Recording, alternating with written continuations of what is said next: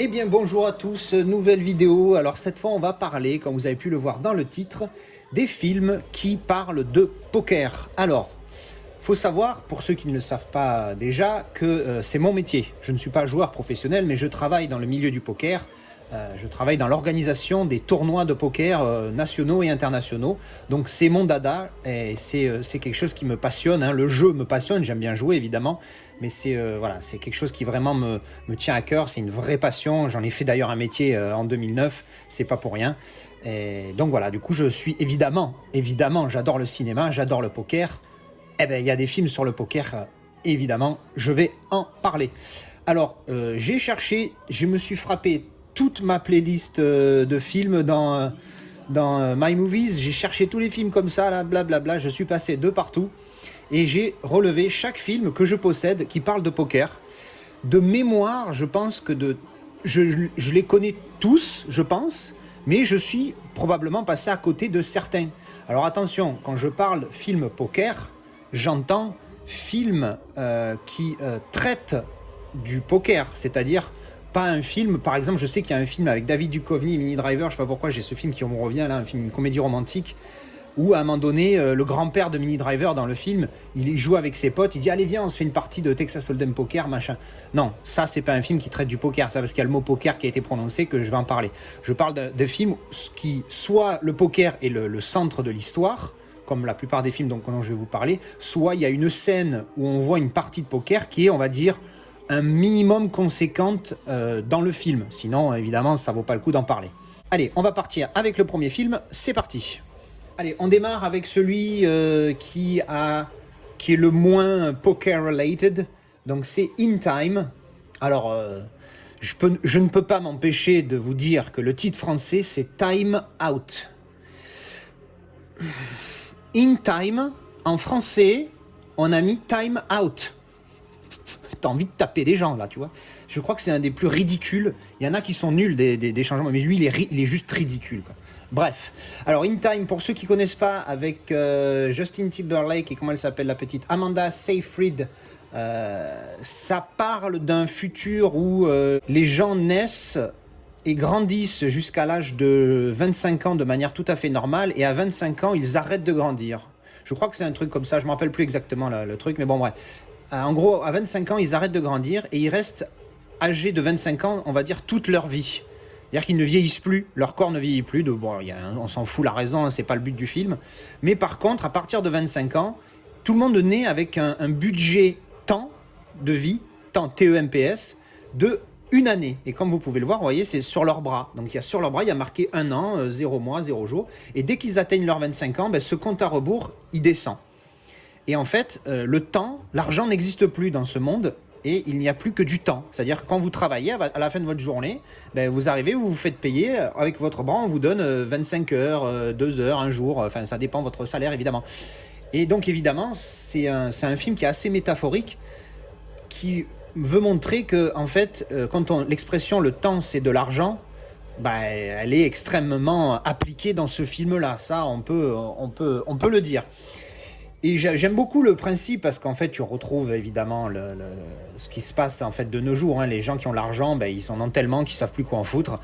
Dans ce film-là, les gens qui ont du temps, ils en ont tellement qu'ils savent plus quoi foutre. Donc au final, il y a ce rapport entre le temps et l'argent qui est assez exceptionnellement retranscrit. Je trouve ça pas mal.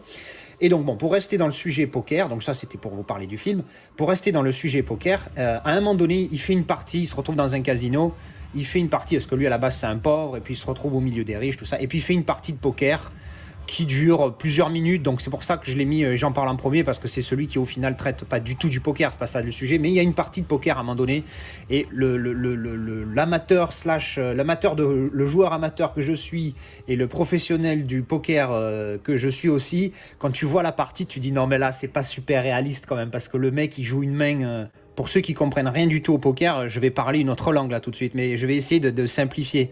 Grosso modo, il joue une main avec des cartes qu'il n'aurait jamais dû jouer parce qu'elles sont très mauvaises. Et au final, il a un coup de cul énormissime qui ne représente pas du tout ce qu'est le poker, parce que le poker, c'est davantage un jeu de stratégie, de psychologie, d'observation, plus qu'un jeu de chance, même si, évidemment, la chance en fait partie, malheureusement et heureusement. C'est ce qui fait la beauté et la laideur de ce jeu. Ensuite, on va rester avec Justin Timberlake. Alors, je sais pas si c'est qu'il aime beaucoup le poker et que du coup, dès que ça parle un peu poker, on l'embauche. Mais Runner Runner, donc avec Justin Timberlake, Ben Affleck et Gemma Arterton, donc c'est elle. Alors celui-ci, j'avoue que je l'ai vu qu'une seule fois et il a fallu que je me refasse la bande-annonce et vous avouerez que je me rappelle mais de manière ultra vague du film. Mais par contre, le lien du coup avec le poker, l'histoire c'est, qu'est-ce que l'histoire? L'histoire c'est lui, donc Timberlake joue un jeune prodige du poker qui joue beaucoup sur internet, qui gagne tout ça et après il va se faire recruter par Ben Affleck pour faire du trafic, on va dire. Globalement, c'est ça. Mais bon, je ne vais pas développer plus. Parce que, moi, comme je vous l'ai dit, je m'en rappelle très peu, donc j'ai pas envie de vous dire n'importe quoi. Et puis, surtout, c'est pas le but de la vidéo. Le but de la vidéo, c'est de parler du poker. Alors, le poker, de mémoire, encore une fois, ce qui se passe dans ce film, c'est voilà, le mec, c'est un joueur de poker. Il est recruté pour ça. On le voit jouer des parties sur Internet. On le voit parler un peu du jeu, etc. Donc, on peut dire que ça parle quand même un peu poker. Bon, sur l'affiche, il y a quand même des cartes de poker avec affichées, des cartes. Malheureusement, je ne peux pas développer encore une fois, parce que je m'en rappelle plus trop. Mais en tout cas, ça parle suffisamment de poker pour le mentionner. Et vous recommandez de le regarder si vous êtes intéressé par ce jeu qui est un jeu exceptionnel. Mais bon, ça c'est une parenthèse. Ensuite, et peut-être le plus connu de tous, c'est Casino Royale, bien évidemment, le James Bond avec David Craig, où le poker n'est pas le centre de l'histoire, mais bon, à un moment donné, il y a quand même une partie qui se déroule, qui dure bien 15-20 minutes dans le film. Bon, forcément, puis il y a quelques autres parties qui se passent aussi au début du film, donc forcément, on est obligé de le mentionner, ce film. Donc oui, le chiffre, donc l'ennemi, est un joueur de poker Texas Hold'em, je précise, parce qu'il y a différentes variantes de poker, il y en a beaucoup. Et donc le chiffre est donc un joueur de poker averti, qui joue sur sa connaissance des mathématiques et des statistiques, parce que ça compte aussi dans le poker, pour gagner de l'argent contre d'autres malfaisants, ou même bienfaisants personnes, en fait c'est pas le but. Mais du coup, James Bond est donc recruté à ce moment-là, parce que lui, il est censé bien jouer au poker, et donc affronter le chiffre. Et il y a cette fameuse partie au milieu du film. Alors il y en a une petite au début, ou il y en a une ou deux au début, on voit à un moment donné le chiffre jouer contre un mec en tête à tête sur un yacht. Après il y a James Bond qui fait face à un mec dans un casino, on va dire, je sais pas trop où, dans un hôtel. Et après il y a la fameuse partie qui se joue au milieu du film. Et d'ailleurs, petite anecdote, le croupier qui fait cette partie, j'ai bossé avec lui une seule fois, ça m'est arrivé parce que c'est un Autrichien, et j'ai bossé une fois à Vienne pour un gros tournoi, et je l'ai croisé, j'ai dit tiens, il me dit quelque chose celui-là, puis après j'ai dit ah oui merde, c'est le croupier qui est dans Casino Royale. Donc voilà, petite anecdote. Sinon après, bon, le film je vais pas en parler, hein, c'est James Bond, on connaît, et c'est pas le but de la vidéo. Mais pour conclure sur la partie de poker, alors spoil, hein, la main, comme elle se termine, pareil, c'est une main, tu te dis qu'est-ce qu'il fait. Alors évidemment elle est grandiose, parce qu'il se trouve que ça, c'est toujours un spoil, il se trouve que le mec, il part tous à tapis sur la même main comme par hasard. Il y en a un, il a couleur, l'autre il a full supérieur, l'autre il a Ken flush. Enfin c'est le genre de truc qui n'arrive jamais, hein, je vous le dis tout de suite, hein, ça arrive une fois. Si ça vous arrive une fois dans votre vie de voir une situation pareille, considérez-vous comme miraculeux, comme chanceux, comme quelque chose d'unique. C'est comme voir passer une comète, hein. Ça arrive une fois par tous les 100 000 ans. Bref, donc c'est vraiment exagéré, mais c'est normal, c'est pour le film, c'est pour le grand spectacle, et voilà, quoi, c'est sympa. Bref, donc voilà, c'était Casino Royale. Ensuite, alors là, je crois que c'est un des rares films où il ne parle pas de Texas Hold'em, il parle d'une autre variante de poker, ce qu'on appelle le draw, D-R-A-W. En France, on l'appelle plutôt le poker des cow-boys, le poker à l'ancienne, le poker à 5 cartes. Si vous avez des grands-pères qui jouent au poker, ils jouaient à ce jeu-là et pas au Texas Hold'em. Alors, Maverick, donc avec Mel Gibson, Jodie Foster, James Garner, il est de 1994. Donc ça se passe, je sais plus en quel siècle, mais bon, bref. C'est pas western cowboy, mais pas loin, tu vois, c'est genre fin 19e, je dirais, un truc comme ça. Enfin bon, on s'en fout, allez, bon, regardez, il y a encore des diligences, hein, voilà, ça vous donne une idée. Le petit clin d'œil avec les jetons ici, des jetons dégueulasses mis à l'arrache, parce que voilà, bref. L'histoire, qu'est-ce que c'est? Alors lui, c'est un voleur, mais il joue beaucoup au poker, et il est très bon. Et donc il essaye de gagner des parties comme ça pour gagner sa vie grâce au poker, mais c'est aussi, comme j'ai dit, un brigand. Et à un moment donné, il y a une grosse partie de poker. Donc là, on peut dire que le film est tourné. Alors ça va crescendo dans l'importance du poker dans les films. Là, on peut dire que le poker est quand même assez important dans le film parce que c'est du début à la fin. Dans le Casino Royale, par exemple, avant, c'était voilà, au début et à la moitié du film, et la fin du film, le poker, on s'en fout. Et puis ça tourne pas autour du poker. Là, ça tourne vraiment autour du poker avec ce gros tournoi de poker qui est organisé et qu'on verra en fin de film, etc. Et donc lui, il veut participer à ce gros tournoi de poker parce qu'évidemment, il y a de l'argent à gagner. Faut pas oublier que ça reste un jeu d'argent, le poker. Et donc son but, c'est de rassembler les 100 000 $, je crois que c'est ça, 100 000 $ ou 10 000 $, pour participer au tournoi. Et donc évidemment gagner le maximum d'argent. Et après il rencontre elle, tout ça, bon bref. Et donc il joue au poker classique à 5 cartes. Donc pour ceux qui ne savent pas, en fait vous avez 5 cartes de distribuer, face cachée. Il n'y a pas de carte commune comme au Texas Hold'em, pour ceux qui connaissent un minimum. Et en fait voilà, c'est ce jeu-là. Et lui il pense qu'il a un don où si vraiment il veut faire apparaître une carte, elle apparaît. Bon bah le truc, voilà, c'est un film, hein, mais bon. Donc voilà, là pour le coup, là on peut dire que le film est vraiment tourné autour du poker, autour de lui qui joue aux cartes. Et ce gros tournoi qui va se passer à la fin du film et dont il cherche à gagner l'argent pour y participer tout au long du film. Alors pour les 3 suivants, il n'y a pas de classement. Je vous dis que ça allait crescendo parce qu'en fait les 3 derniers qui restent, c'est des films qui parlent de poker du début à la fin, où c'est vraiment tourné autour du poker, ça parle poker tout le temps, il y a du poker au début, au milieu, à la fin. Donc au final, j'ai pas essayé de vous les classer parce que il y a très probablement possibilité de faire un classement, mais c'est pas mon but. Là vraiment, ça parle du poker du début à la fin, donc je vous les envoie non classé, on va dire. Allez, on commence tout de suite avec Rounders, probablement un des plus connus. Le titre en français, je ne m'en rappelle plus du tout. Les joueurs, je crois. Rien à voir. Mais bon, je crois que ça s'appelle Les Joueurs. Je suis plus sûr. On s'en fout. Bref, Rounders avec Edward Norton, Matt Damon et la Ginette, là, je sais plus son nom. Fame Jensen, voilà. C'est pas elle, ça? Enfin bref, on s'en fout. Et il y a John Malkovich qui est énorme dans ce film. Il joue le rôle d'un Ruskov. Oh, il faut voir ce film en VO. Hors de question que vous voyez la VF, elle est pourrie. Regardez ce film en VO. John Malkovich avec son accent Ruskov, c'est énorme. C'est vraiment, ça vaut son pesant de cacahuètes, comme on dit. L'histoire, qu'est-ce que c'est? Matt Damon est un jeune prodige du poker. Alors là, on est en 1998, donc c'est pas encore trop la mode d'internet par rapport à Runners. Et donc lui il joue beaucoup au poker, quelles que soient ses variantes, si ma mémoire est bonne. Mais le problème, c'est qu'il a une addiction, c'est-à-dire qu'il est très très doué, mais à un moment donné il craque et tout ce qu'il arrive à gagner, il le perd sur un coup de tête, où il réfléchit plus, où il perd sa concentration.